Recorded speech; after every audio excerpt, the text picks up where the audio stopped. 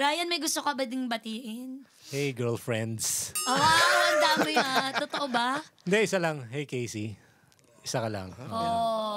Kayo ni Casey, ano naman yung kwento ninyo? Paano nahulog si Casey sa isang Ryan Rems? Kakapanalo ko lang sa isang contest nun. Cash prize pala. Sa cash Teka, prize TV na po ba to? Hindi pa TV? Sa TV. Sa TV contest nun. Tapos umattend siya sa isang press con. Tapos nagtanong siya sa akin. Siya yung nagtanong. Tapos nung tinanong niya ako, ayun, parang nagsesenyasan na kami na type namin isa't isa eh. Teka, paano yung sanyasan ng type niyong isa't isa? Pinapakita niya sa akin tattoo niya sa hita. Parang tingnan mo to, ganon, agad? Sa press con?